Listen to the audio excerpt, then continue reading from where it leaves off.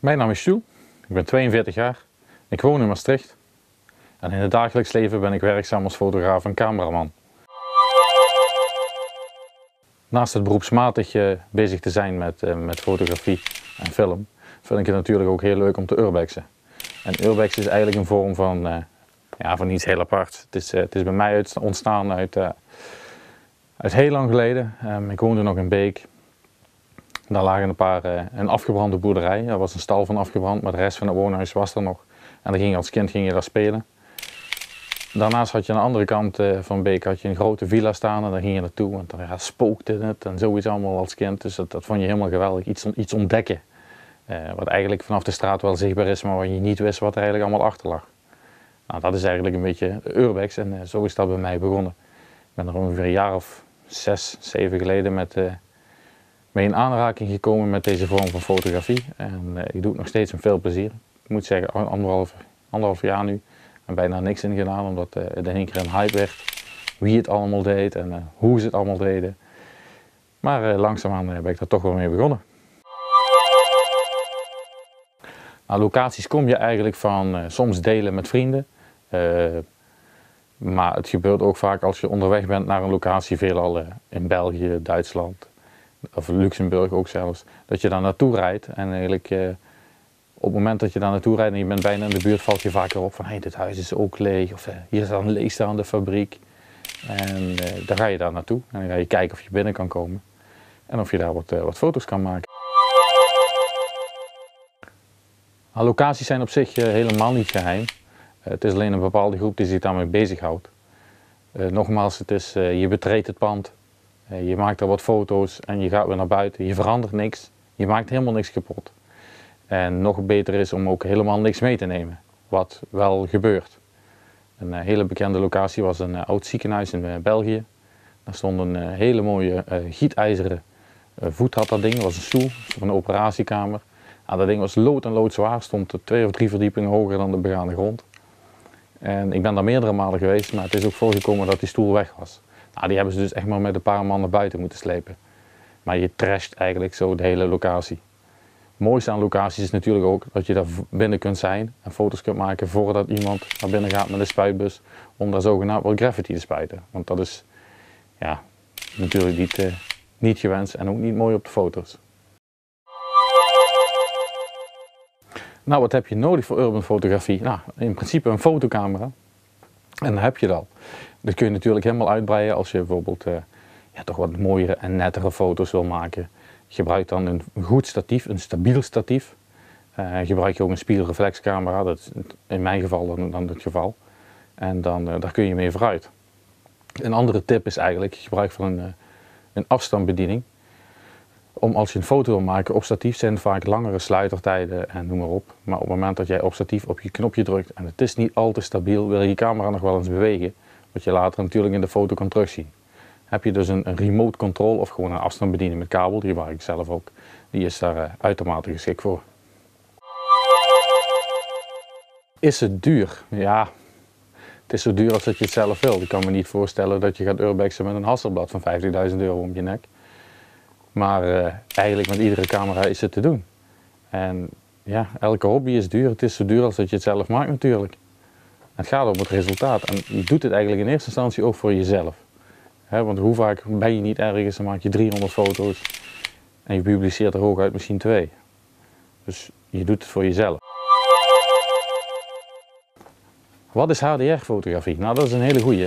HDR is meestal een High Dynamic Range foto, oftewel zoals wij het zelf zien, als wij ergens binnen zijn en het is een beetje donker, dan zien wij toch nog bijvoorbeeld de muur.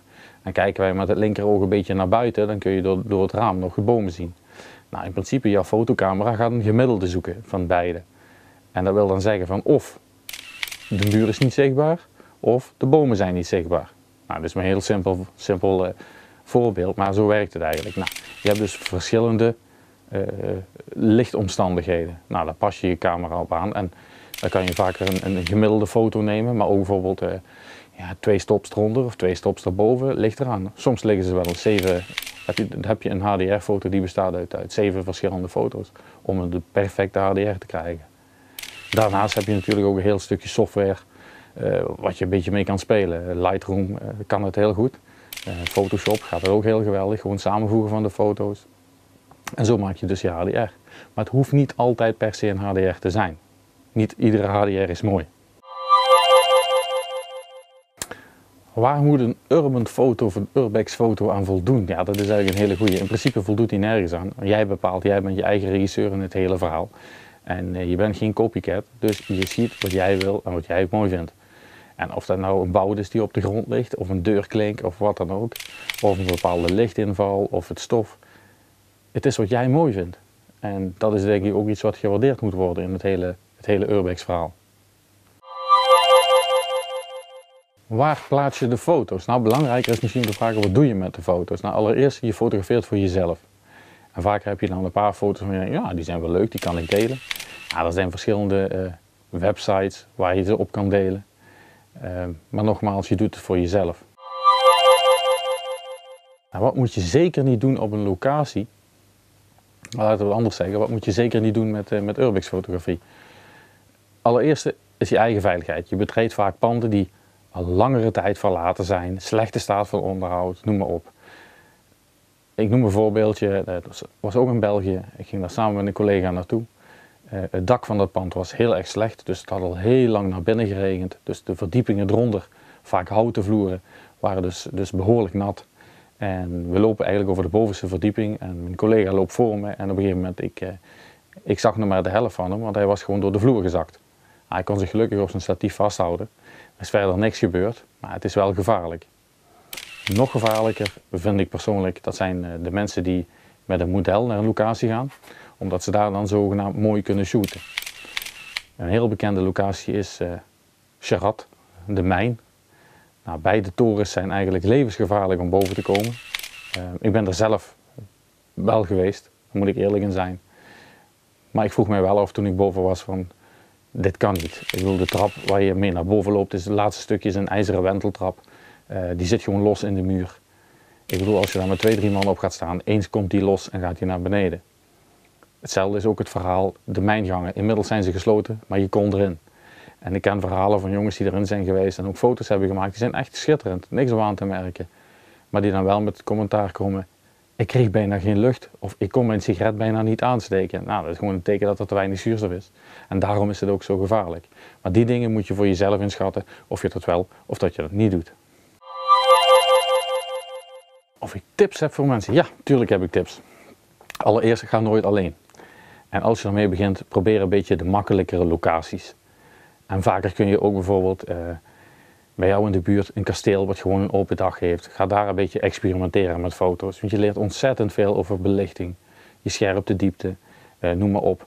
Je kan vaker beter een foto maken van 30 seconden met een diafragma van 22 dan een sluitertijd van 1/800ste. Wat je camera het liefste zou willen op je automaatstand. Dus daarom, je leert enorm veel hoe je kunt fotograferen en wat belichting en wat voor invloeden je hebt met je camera. Dat is natuurlijk helemaal geweldig om te doen. En het is een hobby. En ik doe hem nog steeds met veel plezier.